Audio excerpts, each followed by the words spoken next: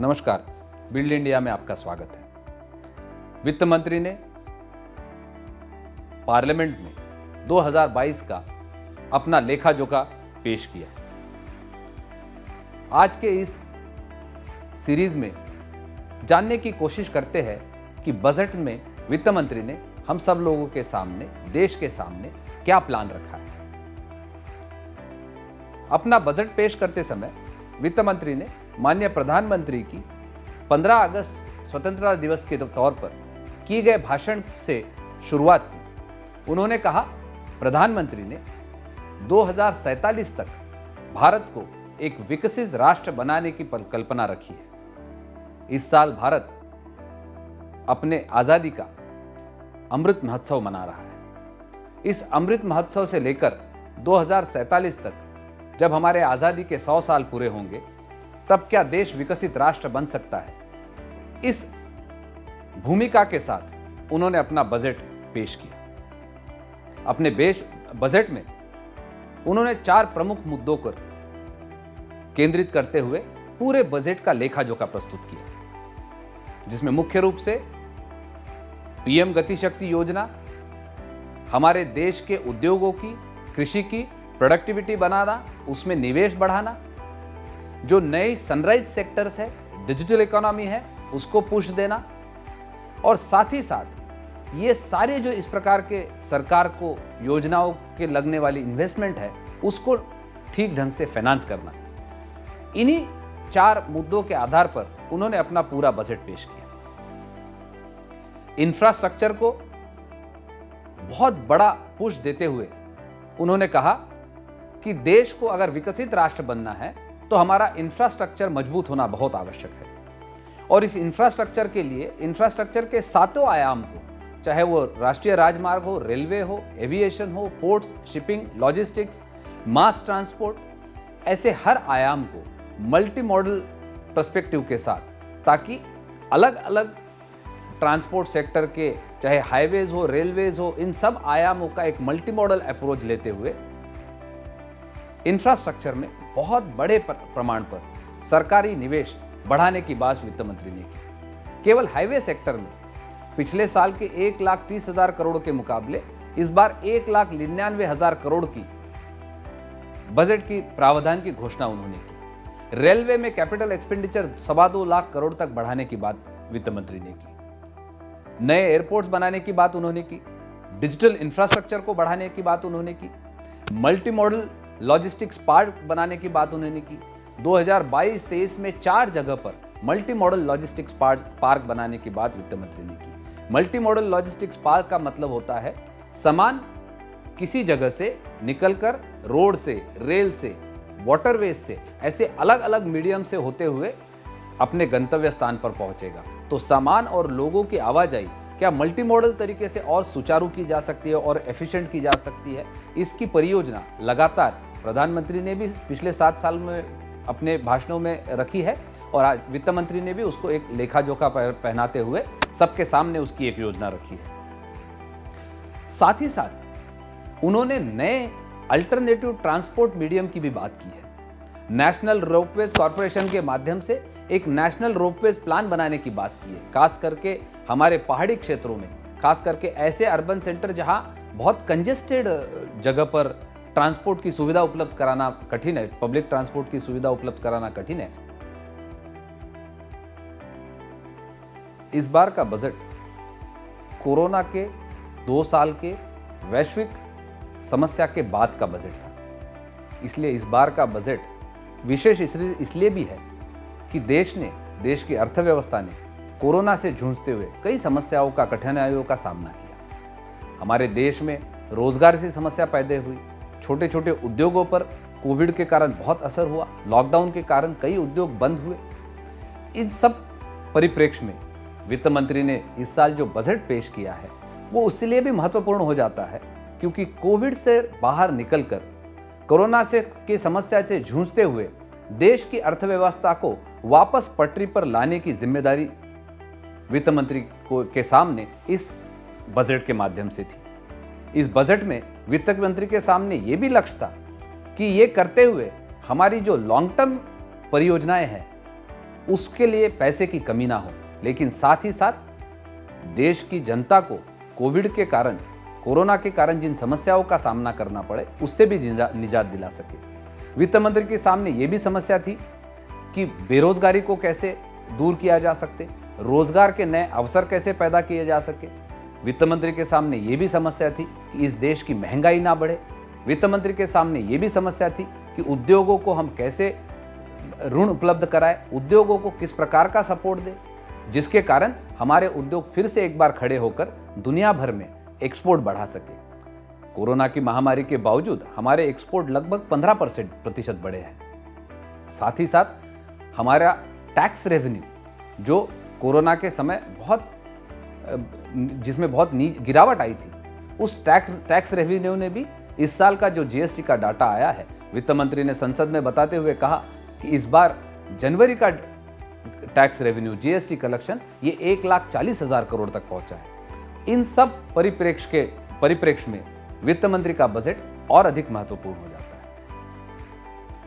Multi modal logistics की बात करते हुए वित्त मंत्री ने यह भी घोषणा की कि देश भर में रेलवे 100 जगह पर कार्गो सेंटर्स बनाएगा, जिसके माध्यम से हमारे उद्योगों के लिए विविध प्रकार की कार्गो और लॉजिस्टिक्स की सुविधा उपलब्ध होगी। एक बात हमें इसमें समझना होगा, हमारे उद्योगों को अगर वैश्विक स्तर पे हमें कॉम्पिटिटिव बनाना है तो हमारे उद्योगों के लिए लॉजिस्टिक्स कॉस्ट को हमें घटाना होगा।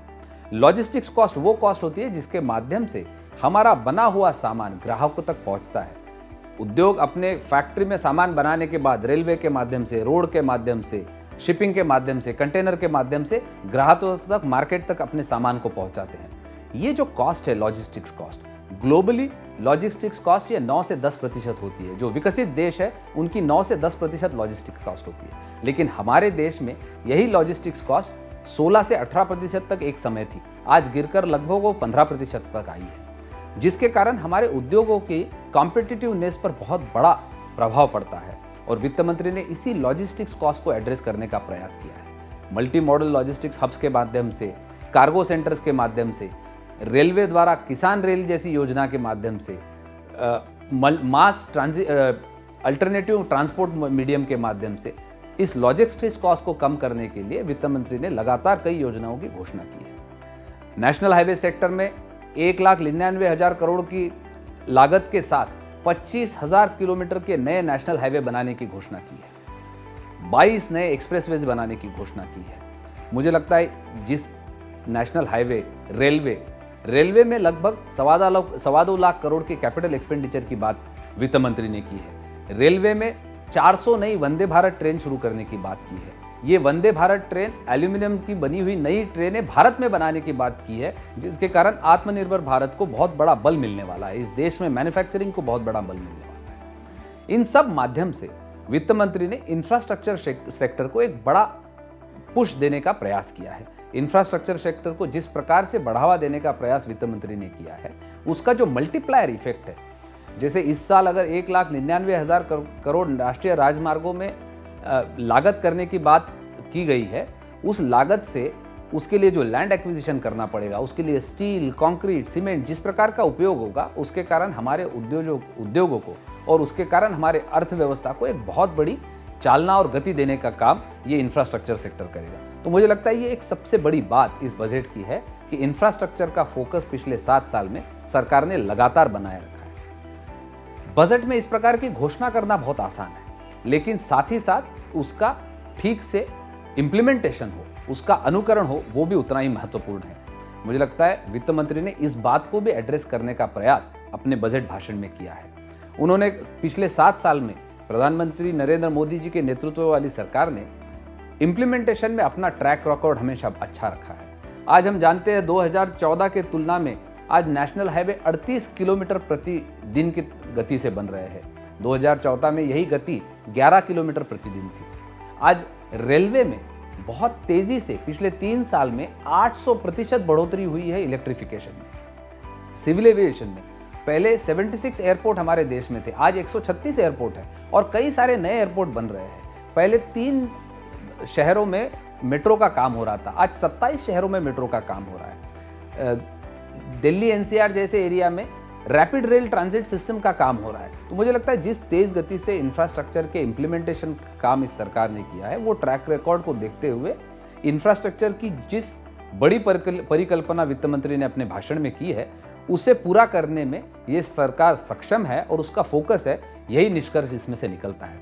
साथ ही साथ केवल फिजिकल इंफ्रास्ट्रक्चर की बात लॉजिस्टिक्स में वित्त मंत्री ने नहीं कही, तो उन्होंने एक यूनिफाइड लॉजिस्टिक प्लेटफॉर्म बनाने की बात की। आज हम जानते हैं हमारे उद्योग सामान अगर निकलता है तो एक बार उन्हें एक पत्र बनाना पड़ता है, ई-वे बिल बनाना पड़ता है, जिसके कारण वो सामान अपने फैक्ट्री से निकालता है। फिर अगर वो रेलवे में जमा करना है तो वहाँ उसको और कागजी कार्रवाई करनी पड़ती है। वहाँ से जाके अगर वो पोर्ट में जाता है तो वहाँ उसके कस्टम्स और बाकी क्लियरेंस की कागजी कार्रवाई करनी पड़ती है। दुनिया भर में अब इसमें बहुत बदलाव आया है। क्या हमारे देश में भी ये ईज ऑफ डूइंग बिजनेस आ सकता है?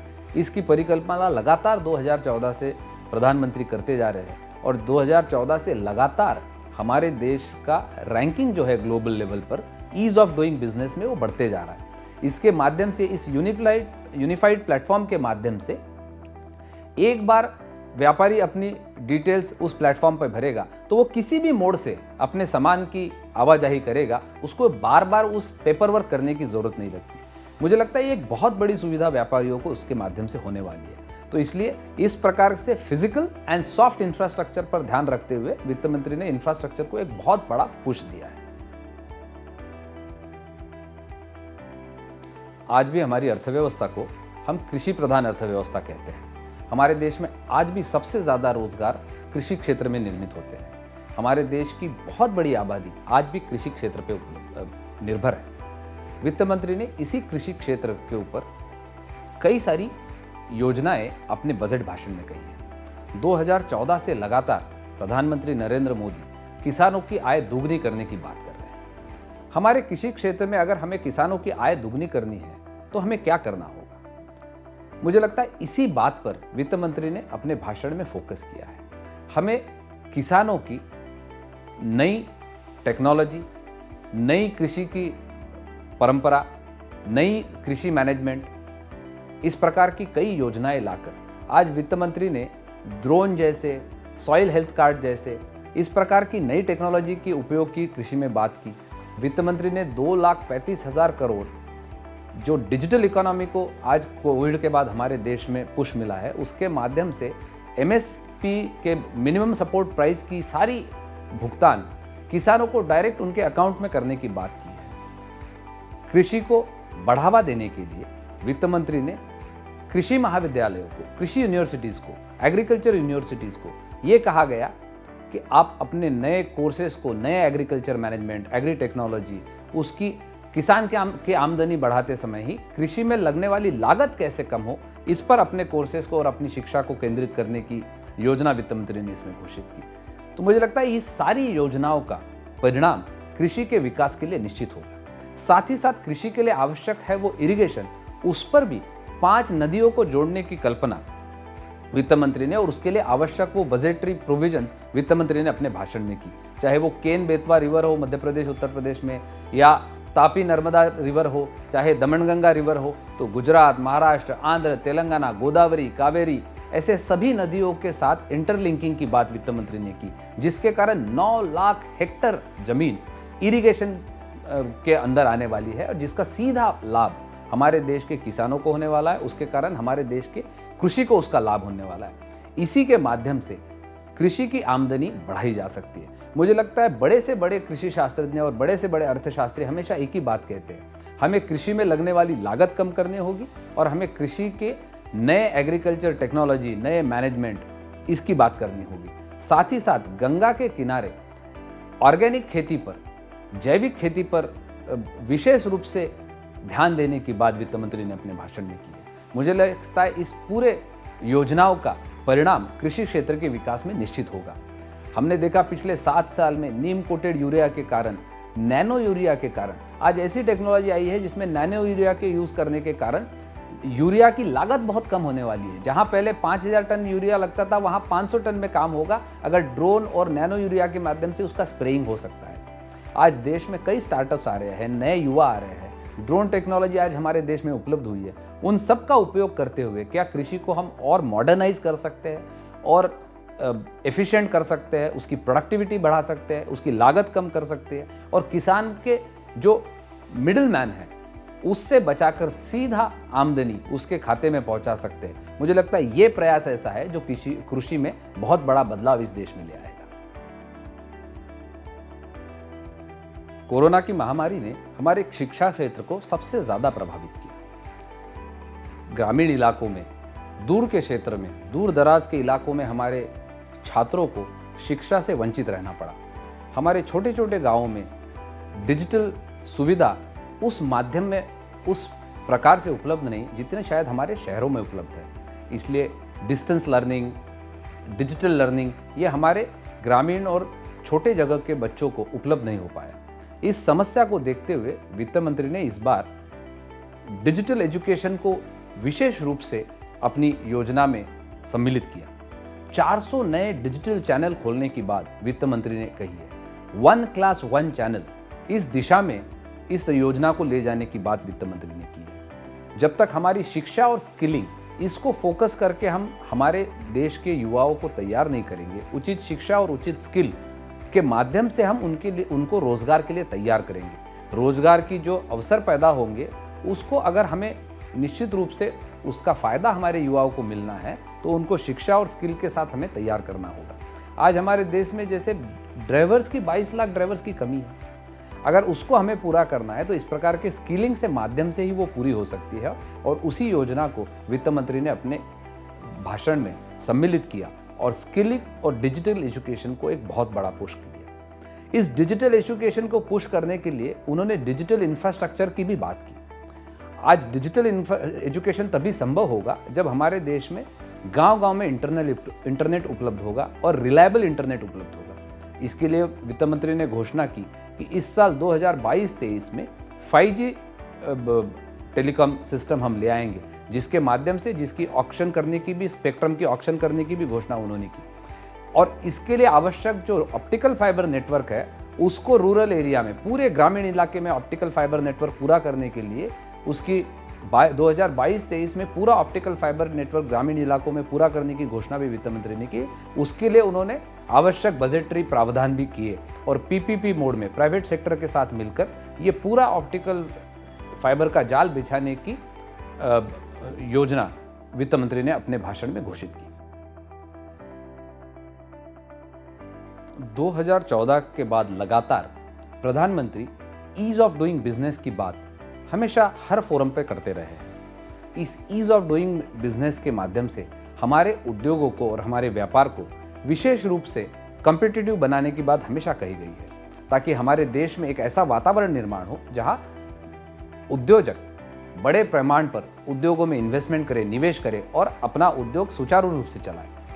और इसलिए इस बार वित्त मंत्री ने अपने बजट भाषण में इस ईज ऑफ डूइंग बिजनेस को और एक कदम आगे ले जाते हुए ट्रस्ट बेस्ड गवर्नेंस की बात की, और जिसके माध्यम से चाहे वो यूनिफाइड बिलिंग सिस्टम हो, एक सिंगल बिलिंग करने की बात हो, अलग अलग प्रकार के परमिशंस और क्लियरेंसेस के लिए यूनिफाइड पोर्टल बनाने की बात हो। वित्त मंत्री ने घोषणा की कि हर प्रकार के जो क्लियरेंसेस इंडस्ट्री को लगते हैं उसके लिए परिवेश नाम का एक पोर्टल बनाने की बात की, जिसके कारण इंडस्ट्री को एक जगह पे सारे क्लियरेंसेस मिल सके।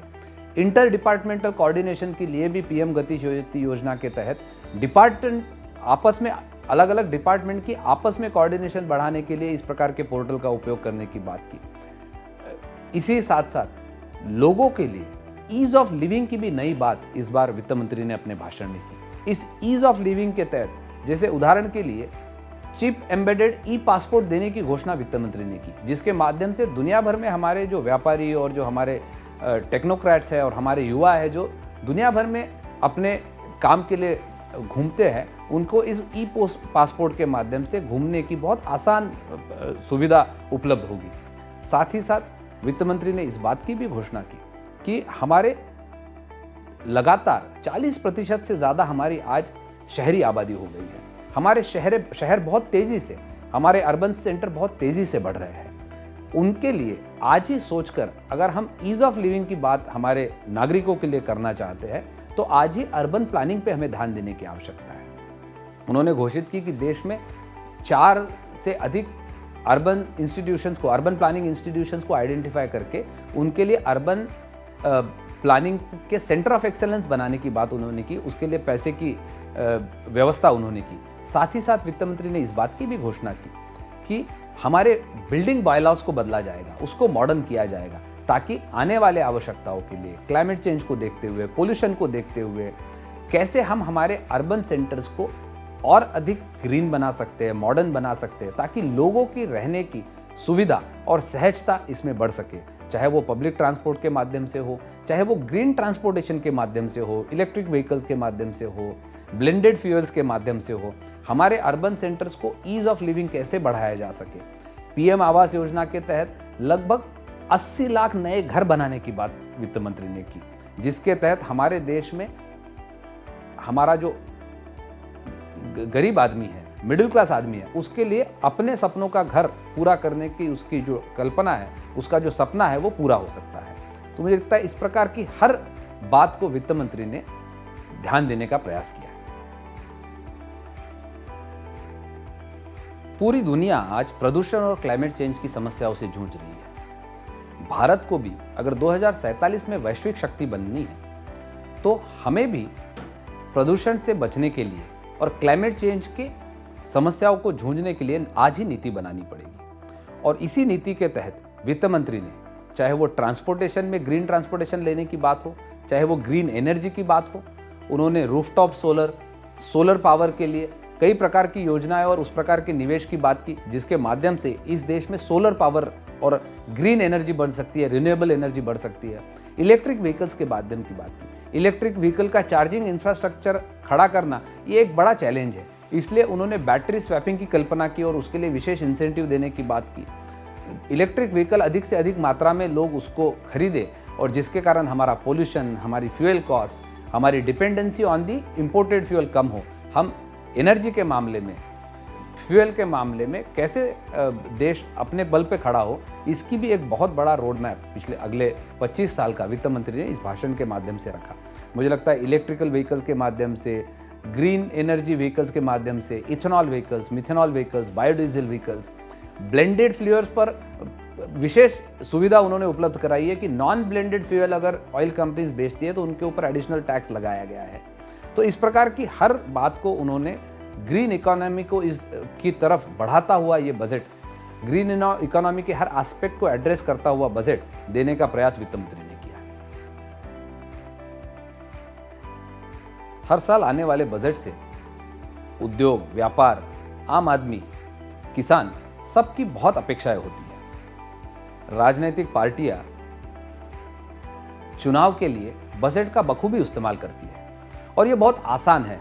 लोक लुभावन घोषणाएं देकर बजट के माध्यम से लोगों को इलेक्शन के लिए अलग अलग प्रकार के फ्रीबीज, जिसको आज की भाषा में कहते हैं, ऐसे देना बहुत आसान है। मैं अभिनंदन करूंगा वित्त मंत्री जी का और हमारे प्रधानमंत्री जी का कि उन्होंने किसी भी प्रकार के राजनीतिक मजबूरी से ऊपर उठकर देश के दूरदृष्टि को देखते हुए हमारे देश के लॉन्ग टर्म अर्थव्यवस्था की जरूरतों को देखते हुए इस बार बजट में इंफ्रास्ट्रक्चर, कैपिटल एक्सपेंडिचर बढ़ाना, कैपिटल एक्सपेंडिचर 35%, लगभग 7.5 लाख करोड़ का कैपिटल एक्सपेंडिचर की घोषणा वित्त मंत्री ने की, जो हमारे देश के छोटे मंझले उद्योगों के लिए बहुत कारगर साबित होने वाला है। ये कैपिटल एक्सपेंडिचर, चाहे वो इंफ्रास्ट्रक्चर में हो, चाहे उद्योगों को प्रोडक्शन लिंक इंसेंटिव स्कीम देने की बात हो, चाहे एमएसएमई के लिए 5 लाख करोड़ की ESLG स्कीम के माध्यम से उनको इजी क्रेडिट गारंटी देने की बात हो,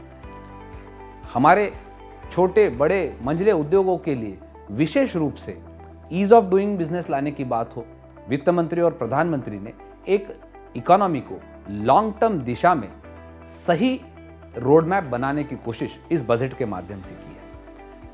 लोक लुभावन घोषणाओं के माध्यम से शायद आप चुनाव तो जीत सकते हैं, लेकिन देश के हित में और देश के लॉन्ग टर्म हित में, देश की अर्थव्यवस्था के हित में, अगर 2047 में हमें विकसित राष्ट्र होना है तो हमारी अर्थव्यवस्था को मजबूत बनाना पड़ेगा, हमारी स्ट्रेटेजिक और डिफेंस की जरूरतों को पूरा करना पड़ेगा। इन सब चीज़ों को देखते हुए हमें एक लॉन्ग टर्म प्लान की देश को आवश्यकता थी और मुझे लगता है प्रधानमंत्री नरेंद्र मोदी के नेतृत्व में वित्त मंत्री ने जो आज बजट पेश किया उसमें इसी प्रकार के एक लॉन्ग टर्म, एक दूर की सोच रखते हुए ये बजट रखा गया है और ये बजट इस देश को 2047 में विकसित राष्ट्र बनाने के लिए नींव का काम करेगा, ऐसा मुझे विश्वास है।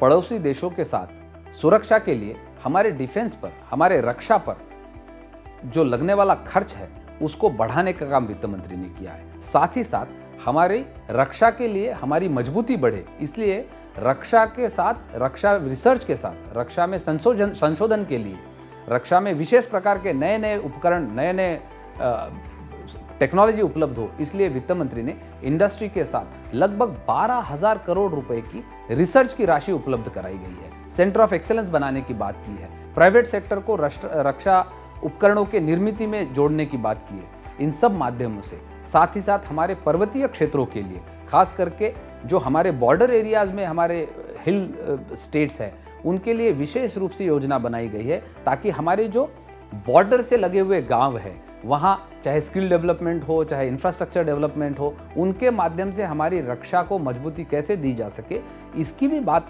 वित्त मंत्री ने की है। प्रधानमंत्री ने अपने भाषण में बजट के बारे में बताते हुए ये भी कहा कि हम हमारे जो बॉर्डर एरियाज में गांव हैं वहाँ के युवाओं को शिक्षा और स्किल्स के साथ जोड़ते हुए जो एक बहुत बड़ा योगदान वो इस देश की रक्षा में दे रहे हैं, बिना फॉर्मल रक्षा सिस्टम में आए बगैर वो इस गांव में रहकर, बॉर्डर के गांव में रहकर योगदान दे रहे हैं, उस योगदान को हमें पहचानना होगा और उनको इस प्रकार के स्किल्स और इस प्रकार की ट्रेनिंग देकर, इंफ्रास्ट्रक्चर बढ़ाकर उनके योगदान का अधिक लाभ उठाते हुए हमारे देश की सुरक्षा को और अधिक मजबूत करना पड़ेगा। मुझे लगता है इस दिशा में वित्त मंत्री ने रक्षा पे विशेष रूप से ध्यान दिया।